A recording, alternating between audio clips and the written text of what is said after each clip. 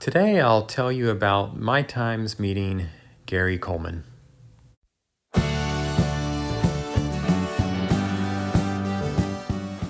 Hey everybody, thanks for joining us here at Traces of Hollywood. Today we're going to talk about the actor Gary Coleman. Of course, best known from the TV series Diff'rent Strokes that ran from 1978 to 1986. In the series, he and his brother were adopted by Philip Drummond, and in real life, Gary Coleman was also an adoptee. These are his parents here. A lot of you probably know that his growth was stunted by a kidney disease, so he never grew above 4 foot 8 inches, even in adulthood. And to be more specific, it was the combination of drugs he had to take for the kidney disease, corticosteroids and some other medications that stunted his growth.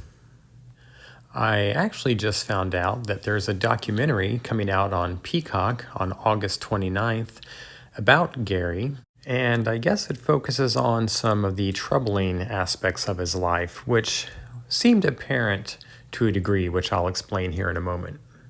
The first time I met Gary, I actually thought he was a customer like I was at a place called Puzzle Zoo, which a lot of Los Angeles area folks know is a place to buy collectible figures and board games and such.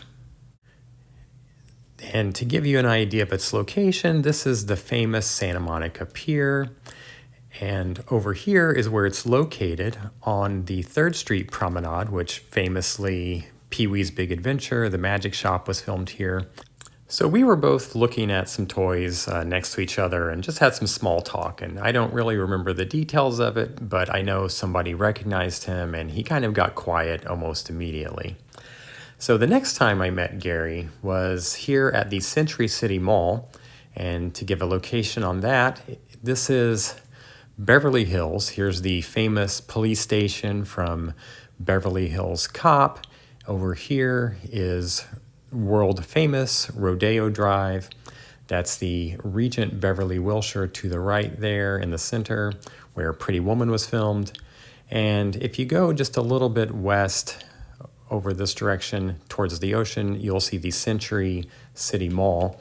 And Puzzle Zoo was located approximately in this area, if I remember correctly. It was a beautiful mall at the time. I haven't been there in a while.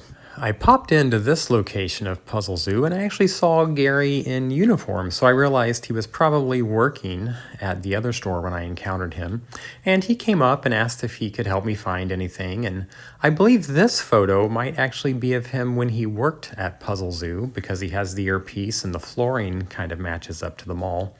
But again, he had sort of a lack of joy, I hate to say it. And I say that because he seemed a little bit energized when we were talking about what we each like to collect, and almost immediately some people recognized him in the store and they started taking pictures and were kind of giggling, and his energy just faded at that moment.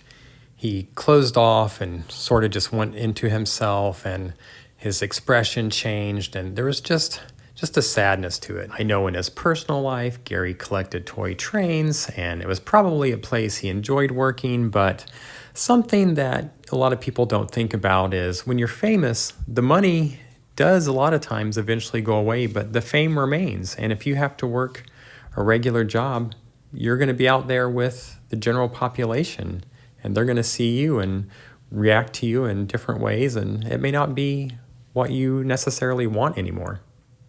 So even though he was always kind with me, it was obvious that it wasn't the peak of happiness in his life. And I hope that we can all take some lessons from that. And one of which is that celebrities are real people too. They go through the same things we all do in our lives. So rest in peace, Gary Coleman.